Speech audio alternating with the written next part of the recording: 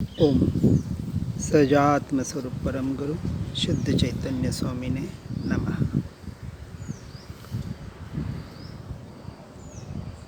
आचार्य प्रवर पूज्यपाद स्वामी समाधि तंत्र में बहिरात्मा से अंतरात्मा और अंतरात्मा से परमात्मा बनने की विधि, जो आत्मा के ही तीन परिणाम हैं, कोई तीन आत्माएं नहीं हैं। किस तरह से एक सामान्य मिथ्यात्वी अज्ञान रूपी आत्मा अपने परिणामों को, परिणमन को बदलकर, अपनी दशा को बदलकर अंतरात्मा से परमात्मा बन सकता है,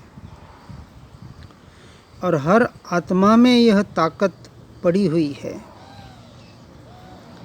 सिर्फ पुरुषार्थ की कमजोरी की वजह से, अज्ञान दशा की वजह से जीव इस मार्ग में आगे बढ़ नहीं पाता है। यदि उसकी वास्तविकता को समझ ले और उसके अनुरूप अपने जीवन को परिणमित कर ले, अर्थात सुनकर, पढ़कर, समझकर अपने में, जीवन में उतार ले, आचरण में उतार ले, तो किसी भी जीव के लिए ये बात मुश्किल हो सकती है, पर नामुमकिन नहीं है। अब आगे गाथा 7 में कह रहे हैं कि बहिरात्मा को देह में आत्मबुद्धि रूप मिथ्या मान्यता किस कारण से होती है। बहिरात्मा जीव क्यों बना हुआ है? कि बहिरात्मा इंद्रिय द्वारों से बाह्य पदार्थों को ही ग्रहण करने में प्रवृत्त होने से आत्मज्ञान से परांगमुख अर्थात वंचित होता है। इससे वह अपने शरीर को ही मिथ्या अभिप्राय पूर्वक आत्मा रूप समझता है।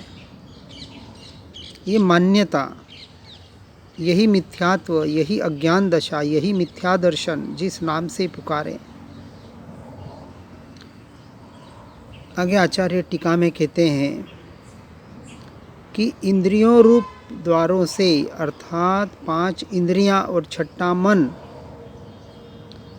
इन इंद्रियों रूप मुख से बाहर के पदार्थों के ग्रहण में रुका हुआ होने से, अर्थात पुद्गल के परिणामों को परद्रव्यों में जो मैं और मेरापना, उसमें जो कर्तृत्व और भोक्तृत्वपना जीव ने स्थापित कर रखा है, इस अपेक्षा से वह बहिरात्मा अर्थात मूढ़ आत्मा, मूर्ख आत्मा कहलाता है।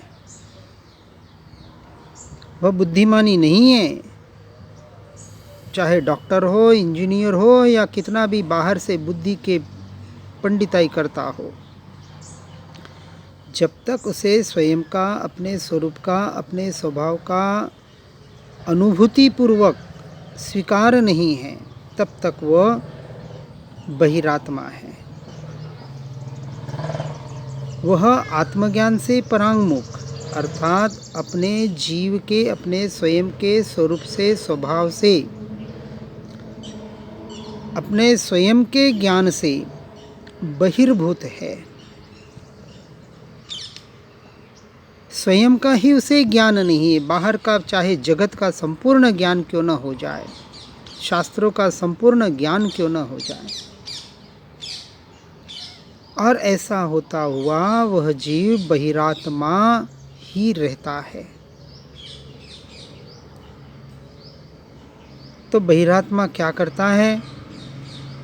तो सबसे मूल जो उसका दोष है वह यह है कि अपनी देह को ही आत्मा रूप मानता है। यह देहात्म बुद्धि, यह देहाध्यास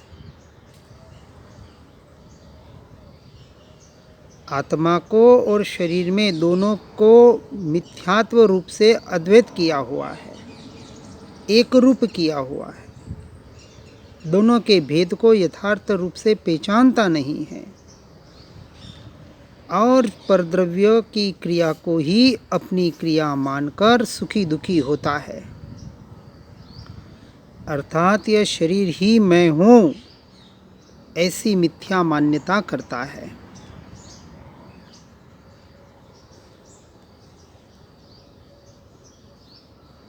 मिथ्या अभिप्रायवश अज्ञानी मानता है कि शरीर उत्पन्न होने से मेरा जन्म हुआ और शरीर का नाश होने से मैं मर जाऊंगा। ऐसी मान्यता इसलिए मरने से भयभीत है। किसी न किसी प्रकार से 7 प्रकार के जो भय बताए हुए हैं उन भयों से ग्रसित है। शरीर की उष्ण अवस्था होने पर मुझे बुखार आया, शरीर की भूख प्यास आदि रूप अवस्था होने पर मुझे भूख प्यास लगी, शरीर के कटने से मैं कट गया। इस प्रकार वह अजीव की अवस्था को अपनी अर्थात आत्मा की अवस्था ही मानता है। यहाँ एक बात जानना, मिथ्या दृष्टि और सम्यक दृष्टि में वास्तविक भेद क्या है चौथे गुणस्थान की अपेक्षा से, क्योंकि बाहर दोनों की क्रिया एक जैसी दिखेगी। सम्यक दृष्टि भी परिवार को संभाल रहा है, दुकान पे जा रहा है, सब कुछ क्रिया संसार की वैसी कर रहा है जैसा मिथ्या दृष्टि कर रहा है। अविरत सम्यक दृष्टि की बात चौथे गुणस्थानक में, लेकिन वह वही बोलेगा जो मिथ्या दृष्टि बोल रहा है। मेरा घर, मेरी पत्नी, मेरी दुकान, मैं ये करता हूँ, मैं वो करता हूँ, बोलेगा वही। लेकिन भीतर जो मान्यता अभिप्राय में जो पड़ा हुआ है, वहाँ सम्यक दृष्टि के टंकोत्कीर्ण निर्णय हो चुका है कि ये परद्रव्य और परद्रव्य के निमित्त से होने वाले मोह राग द्वेष के परभाव मेरा स्वरूप नहीं है, मेरी क्रिया नहीं है, मैं नहीं हूँ, मेरे नहीं है। ऐसा टंकोत्कीर्ण निर्णय भीतर से उसको हो चुका है, इसलिए वो संसार में रहकर भी कमल की तरह अलिप्त रहता है।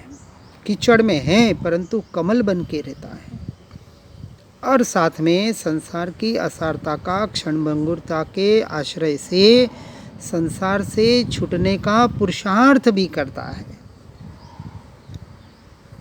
आत्मा के आश्रय से। तो एक जो सिर्फ संसार में पड़े हैं वो भी मिथ्यात्वी है, और एक वह जो संसार से तो छूट गए, संन्यास आदि ग्रहण कर लिया, कुछ व्रत यम नियम ग्रहण कर लिए, परंतु अपनी आत्मा का, अपने स्वरूप का, अपने स्वभाव का आश्रय नहीं है। शरीर की क्रिया को ही मोक्ष का मार्ग मान रहे हैं, वह भी मिथ्यात्वी और अज्ञानी बहिरात्मा ही है। इसलिए शुभाशुभ रूप दोनों क्रियाओं को क्रिया में अपनत्व करने वाले जीव बहिरात्मा है। सम्यक दर्शन के पहले जो समकित के लिए अर्थात स्वभाव और स्वरूप की स्थिरता के लिए पुरुषार्थ कर रहे वो भी बहिरात्मा है, परंतु उन्हें अपेक्षा से सम्यक्त्व सन्मुख कहा जाता है, क्योंकि अभी उनका तीव्र पुरुषार्थ अपनी आत्मा के प्राप्ति के लिए, स्थिरता के लिए चल रहा है। इसलिए बहिरात्मा के अपेक्षा से हम 3 भेद समझ सकते हैं। एक जो संपूर्ण धर्म से भी बाहर है, एक धर्म क्षेत्र में आया परंतु शरीर की क्रिया को मोक्ष का मार्ग मान रहा है, और तीसरा वह इन सबसे तो हटा, आत्मा की बात पढ़ सुन रहा है और उसका पुरुषार्थ भेद ज्ञान, भेद विज्ञान का अभ्यास भी कर रहा है, परंतु अभी टंकोत्कीर्ण निर्णय अर्थात सम्यक दर्शन प्रकट नहीं हुआ। ये तीनों बहिरात्मा की अवस्था। अब आगे कहते हैं, अपने को आप रूप जानकर पर का अंश भी अपने में नहीं मिलाना और अपना अंश भी पर में नहीं मिलाना, ऐसा सच्चा श्रद्धान वह नहीं कर रहा है कि एक अंश मात्र भी मेरा पर में गया नहीं, पर का मुझ में आया नहीं, आ सकता नहीं। जैसे अन्य मिथ्या दृष्टि निर्धार बिना पर्याय बुद्धि से जानपने में व वर्णादि में अहम बुद्धि धारण करते हैं, इसी तरह यह सम्यक्त्व सन्मुख मिथ्या दृष्टि पर्याय बुद्धि से यह आत्माश्रित ज्ञानादि में और शरीराश्रित उपदेश उपासादि क्रियाओं में अपनत्व मान रहा है। जैसे उभयाभासी कहा कि व्यवहार से भी धर्म होगा और निश्चय से भी धर्म होगा। 3 प्रकार के विशेष मिथ्या दृष्टि। एक जो सिर्फ क्रिया में धर्म मान रहे हैं, क्रिया जड़। एक ज्ञान आत्मा की बातें तो कर रहे हैं, शुष्क ज्ञानी। और एक उभयाभासी कि दोनों से धर्म होगा, ऐसे तीनों संपूर्णतः मिथ्या दृष्टि है। और ऐसे मिथ्या दृष्टि जीव पर्याय में जीव पुद्गल के परस्पर निमित्त से अनेक क्रियाएं जो होती हैं उन्हें दोनों द्रव्यों के मिलाप से उत्पन्न हुई मानता है, किंतु यह जीव की क्रिया है, उसका पुद्गल निमित्त मात्र है। यह पुद्गल की क्रिया है, उसका जीव निमित्त मात्र है। ऐसा भिन्न भिन्न भाव भाषित नहीं करता। ऐसा बहिरात्मा जीव जिसकी मति अज्ञान से मोहित है और जो मोह राग द्वेष आदि बहुत भावों से सहित है, वह जीव ऐसा मानता है कि ये शरीरादि बद्ध और धनादि अबद्ध पुद्गल द्रव्य मेरे हैं। शरीरादि बद्ध अर्थात जो एक क्षेत्रागाह में हैं, मन वचन काया कर्म, कर्म के उदय, ये इनके परिणाम, इसको अपना मान रहा है। और जो शरीर से भिन्न है, बंधे हुए नहीं है, स्त्री पुत्र परिवार धन आदि बाहर की के द्रव्य, उससे मैं अपनत्व किए हुए है, उसका कर्ता भोक्ता बना हुआ है। और उससे जिससे इनकी भिन्नता भाषित नहीं हो रही है, उनसे मोहित हुआ है, वह जीव पूर्णतः मिथ्यात्व और अज्ञानता में जी रहा है। वह बहिरात्मा शरीर आदि बाह्य पदार्थों में एकता बुद्धि करने से भ्रमित हो रहा है और रस रूप गंध स्पर्श शब्द इनके ज्ञान को ही जो ज्ञान जान रहा है, अर्थात इंद्रियों के ज्ञान को अपना ज्ञान मान रहा है, तथा घटपट आदि का जो ज्ञान होता है वह बाह्य पदार्थों से होता है, किंतु उसे ज्ञात नहीं है कि जीव को जो ज्ञान होता है वह अपनी ज्ञान गुण रूप उपादान शक्ति से होता है, इन पर द्रव्यों से नहीं होता। ऐसा जिसे भान नहीं है, ऐसा यह बहिरात्मा अपने स्वयं को भुला हुआ, इंद्रियां और घटपट आदि पदार्थ तो जड़ है, उनसे ज्ञान नहीं होता। ज्ञान होने में वे तो निमित्त मात्र हो सकते हैं व्यवहार की अपेक्षा से। ऐसा जिसे भान नहीं है वह मिथ्या दृष्टि, जिसे मिथ्या ज्ञान है, जिसे अविद्या भी कहा गया है। ऐसे अविद्या से परांगमुख पर के आश्रित जीव मूढ़ है, बहिरात्मा है, मिथ्यात्वी है, अज्ञानी है। इसलिए अपनी अज्ञान दशा को निकालने के लिए इस बात को गहराई से समझना।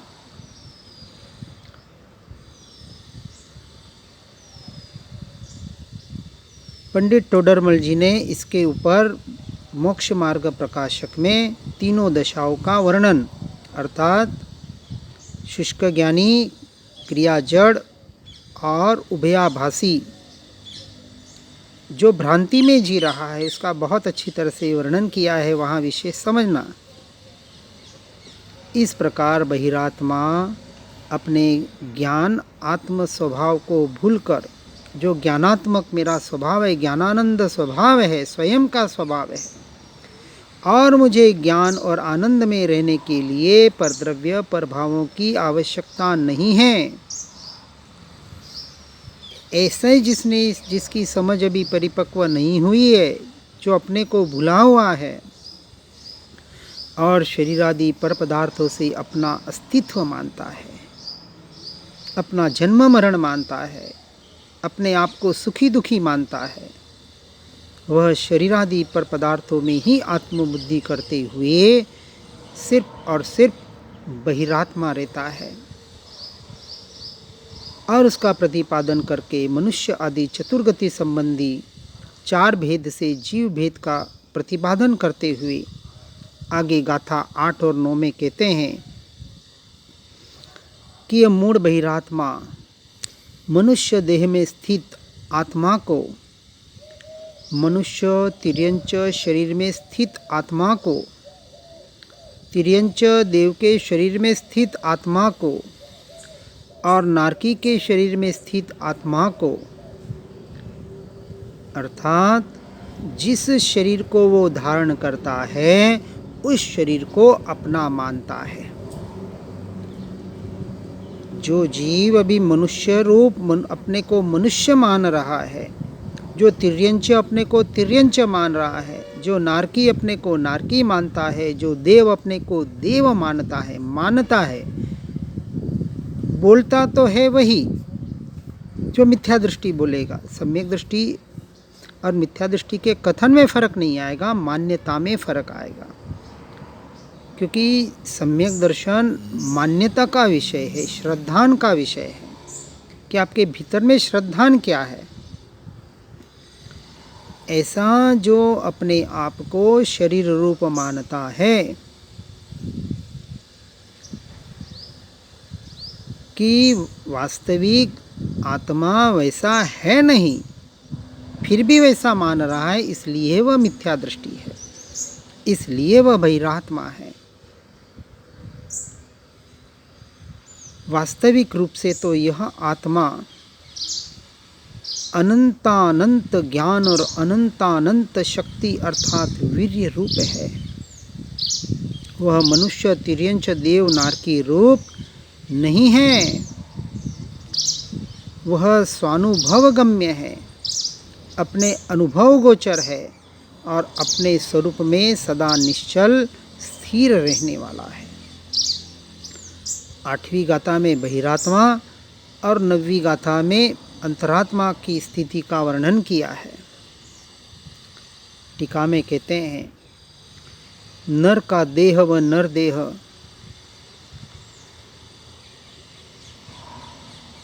ऐसा कौन बहिरात्मा अपने आप को अपने रूप नहीं माने, जो अपने को बाह्य रूप से माने वह बहिरात्मा और बाह्य रूप से हटकर अपने को अपने रूप माने वह अंतरात्मा। इसलिए बहिरात्मा विशेष रूप से यहाँ उसका विश्लेषण में बताते हैं कि बाहर के परिणामों से अपने परिणाम को मानना, बाहर के परिणमन को अपना परिणमन मानना, अर्थात नर नारकादि पर्यायों को ही अपनी सच्ची अवस्था मानता है। आत्मा का वास्तविक स्वरूप उससे भिन्न है, कर्म उपाधि से रहित है, शुद्ध चैतन्यमय टंकोत्कीर्ण एक ज्ञाता दृष्टा मात्र जो अभेद्य है और अनंत ज्ञान तथा वीर्य से युक्त है तथा अचल स्थिति रूप है। ऐसा भेद ज्ञान, ऐसा विवेक ज्ञान उस बहिरात्मा को नहीं होता है। इस कारण वह संसार के पदार्थों में तथा मनुष्यादि पर्यायों में आत्मबुद्धि करता है, पर को ही अर्थात इस शरीर को ही आत्मरूप मानता है।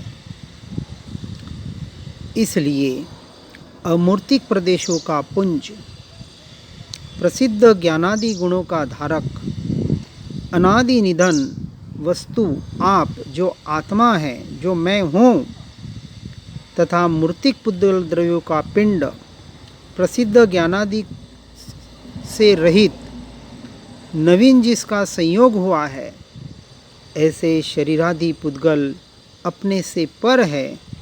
इन दोनों के संयोग रूप नाना प्रकार की मनुष्य तिर्यंचादि पर्यायें होती है।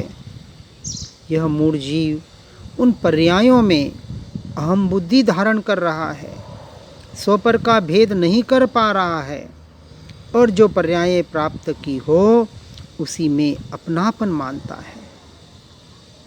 इसलिए मोक्ष मार्ग प्रकाशक में कहते हैं कि उस पर्याय में भी जो ज्ञानादि गुण है वे तो अपने गुण हैं और रागादि है वे अपने को कर्म निमित्त से औपाधिक भाव हुए हैं तथा वर्णादिक है वे अपने गुण नहीं हैं किंतु शरीरादि पुद्गल के गुण हैं। शरीरादि में भी वर्णादि का व परमाणुओं का नाना प्रकार पलटना होता है, वे सर्व पुद्गल की अवस्थाएं हैं, किंतु उन सबको यह जीव अर्थात पुद्गल के परिणामों को, परद्रव्य को और उसके निमित्त से होने वाले प्रभावों को अपना स्वरूप जानता है, मानता है। उसको स्वभाव प्रभाव का विवेक नहीं होता, इसलिए वह जीव बहिरात्मा है। अब आगे गाथा 10 में कहते हैं कि स्वदेह में ऐसा अध्यवसान करने वाला बहिरात्मा परदेह में कैसा अध्यवसान करता है कि यह अज्ञानी बहिरात्मा अन्य के आत्मा के साथ रहने वाले अचेतन चेतना रहित दूसरे के शरीर को अपने शरीर समान देखकर अन्य के आत्मा रूप से मानता है। देखो जीव परमे एकत्व कैसे करता है कि पहले बताया कि जब जीव अपने आप को शरीर रूप मान रहा है, जिसे अभी देहाध्यास है, देहात्म बुद्धि है, जो देह को और आत्मा को एक ही मान रहा है, जिसे दोनों के भेद का अभ्यास नहीं है,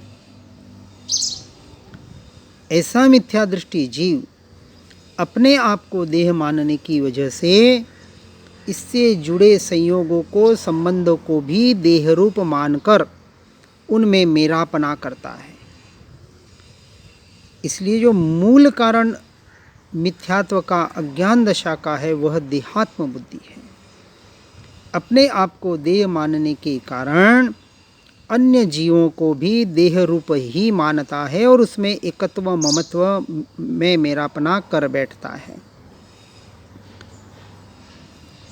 अब टीका में कहते हैं कि व्यापार व्यवहार अर्थात वाणी वचन आकार आदि द्वारा पर देह को अपने देह समान देखकर, कैसा देखकर कि कर्मवशात अन्य के आत्मा से अधिष्ठित स्वीकृत अचेतन अर्थात पर के देह को चेतना युक्त देखकर बहिरात्मा उसे उस देह को परपने रूप से अर्थात पर के आत्मा रूप मानता है। इसलिए उसमें उसे एकत्व होता है, ममत्व होता है। जिस प्रकार बहिरात्मा अपने शरीर को अपना आत्मा मानता है और आत्मा को ही शरीर मान रहा है, उसी प्रकार अन्य अर्थात स्त्री, पुत्र, मित्र आदि शरीरों में अचेतन शरीरों को भी आत्मा मानकर और उनकी आत्मा को शरीर मानकर उनमें एकत्व करता है और उनमें एकत्व करके उसका कर्ता भोक्ता बन के सुखी दुखी अपने आप को मानता है। इस भ्रांति को हमें जड़ मूल से उखाड़ने का प्रयास करना पड़ेगा। इसलिए बहिरात्म स्वरूप को यथार्थ रूप से समझकर उस बहिरात्मपने को निकालने का प्रयास करना है। इसलिए विशेषतः बहिरात्मपने का विश्लेषण आगे की गाथाओं में बताया जाएगा। वहाँ से हटने का निरंतर प्रयास और पुरुषार्थ करें। इसी भावना के साथ ओम नमः सिद्धम। आत्म ही है देव निरंजन, आत्म ही सद्गुरु भाई, आत्म सार्थ है धर्म, आत्म ही तीर्थ, आत्म ही सुखदाई। आत्म मन नहीं है रत्नत्रय, पूरित अवगाहन सुखधाम। ऐसे देव शास्त्र सद्गुरु को धर्म तीर्थ को सतत प्रणाम। धर्म तीर्थ को सतत प्रणाम। ओम नमः सिद्धम।